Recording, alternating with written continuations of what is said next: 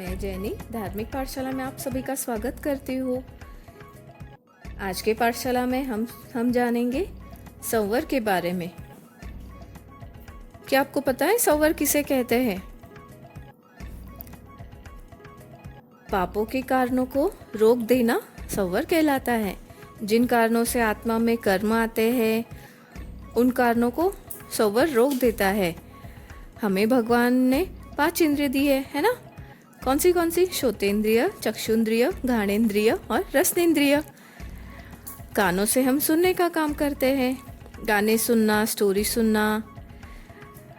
आँखों से हम टीवी देखना, मोबाइल देखना, पढ़ाई करना।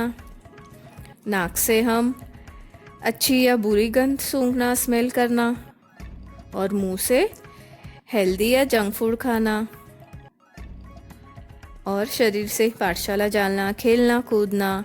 ये इन 5 इंद्रियों को वश में रखना, हिंसा नहीं करना, सत्य बोलना आदि को अपनाकर मन, वचन और काया को 48 मिनट नहीं हो सके तो कम से कम समय के लिए वश में करना आदि को संवर कहते हैं।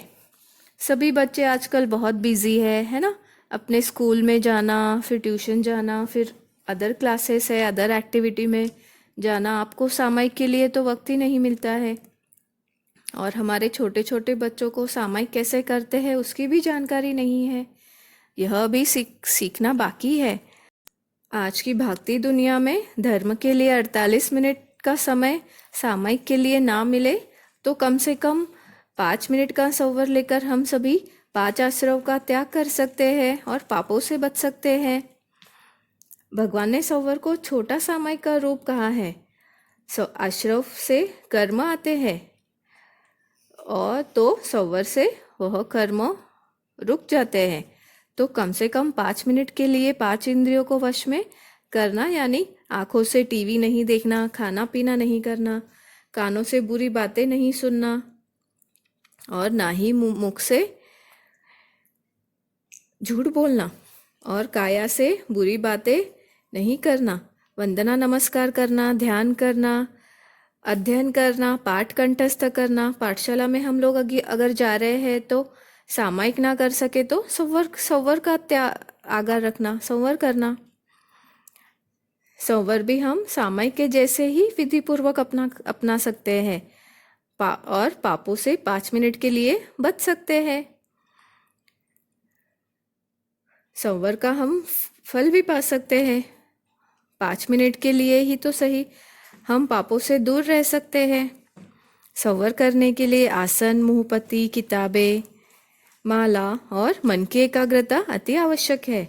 संवर में आप माला फेर सकते हैं, पाठ कंठस्थ कर सकते हैं, स्तवन गा सकते हैं, भगवान की भक्ति कर सकते हैं,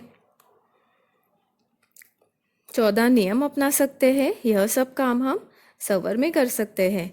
बाकी अतिरिक्त काम आश्रव गिने जाते हैं जो पाप को बुलावा देता है।